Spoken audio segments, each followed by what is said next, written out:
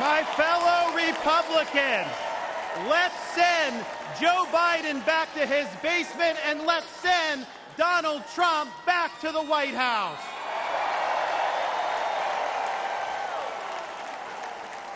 Life was more affordable when Donald Trump was president. Our border was safer under the Trump administration, and our country was respected when Donald Trump was our commander-in-chief. Joe Biden has failed this nation. As a veteran, I was appalled when 13 of our service members were killed in Afghanistan due to Joe Biden's dereliction of duty. As a citizen, as a husband, and as a father, I am alarmed that the current President of the United States lacks the capability to discharge the duties of his office. Our enemies do not confine their designs to between 10 a.m. and 4 p.m. We need a commander-in-chief who can lead 24 hours a day and 7 days a week. America cannot afford 4 more years of a weekend at Bernie's presidency. But let's be honest. Let's be honest here. Biden is just a figurehead. He's a tool for imposing a leftist agenda on the American people. They support open borders, allowing millions and millions of illegal aliens to pour into our country and to burden our communities, but just don't send any to Martha's Vineyard, then they get really upset.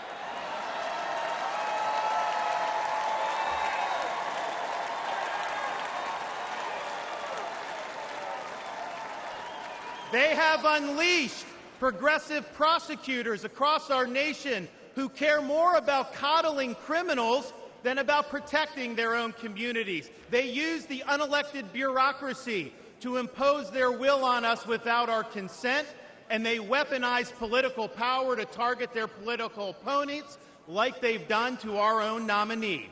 They want to ban gas automobiles, eliminate Second Amendment rights, and impose gender ideology on everyone from our infantrymen to kindergartners.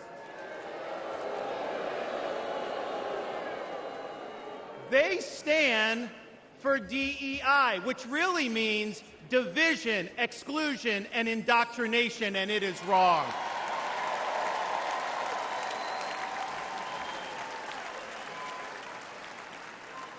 They mandated that you show proof of a COVID vaccine to go to a restaurant, but they oppose requiring proof of citizenship to cast a vote.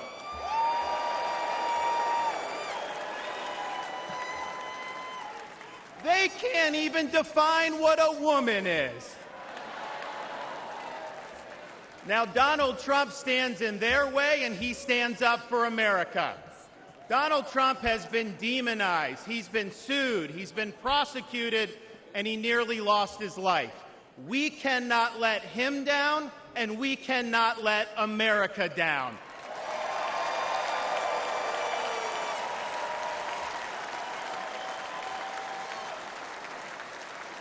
It is the values of this Republican Party that reflect our nation's founding principles. We believe schools should educate, not indoctrinate. We stand for parents' rights, including universal school choice. We support law and order, not rioting and disorder. We seek a strong, focused United States military, not one distracted by a social agenda. We reject entrenched political class, and we demand term limits for members of Congress.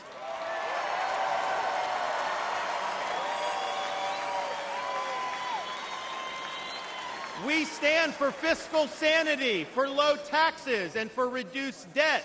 We seek to reclaim the constitutional government as envisioned by our founding fathers by bringing the administrative state to heel once and for all. We believe that you must be a citizen in order to vote, and that photo ID should be required before casting a ballot.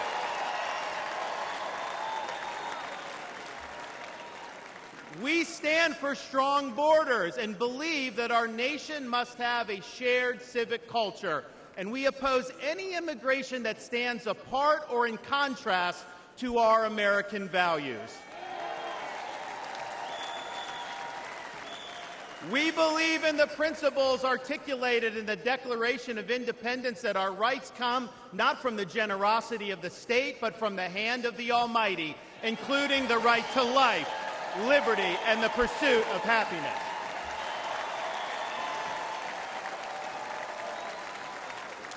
Now, none of this is easy, but it can be done. For decades, my home state saw elections determined by razor-thin margins. Today, due to bold leadership, the Democratic Party lies in ruins. The left is in retreat. Freedom reigns supreme. The woke mind virus is dead, and Florida is a solid Republican state.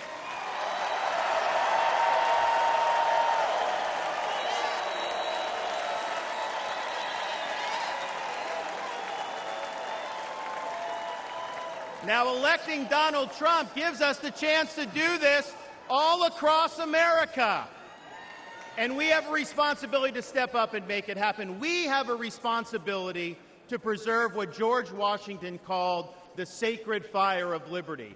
This was a fire that burned in Independence Hall in 1776 when 56 men pledged their lives, their fortunes, and their sacred honor to establish this nation.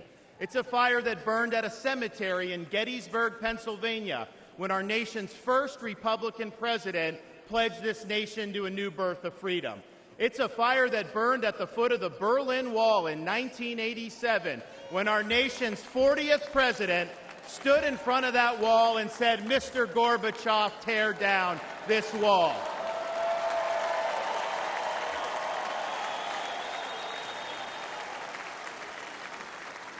This is not a responsibility we should fear. It's a responsibility we should welcome. After all, if not us, who? And if not now, when? Let's make the 45th President of the United States the 47th President of the United States.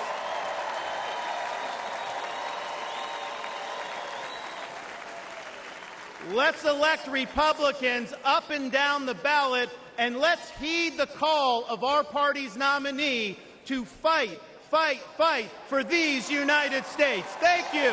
God bless you. Let's win in November. Thank you so much.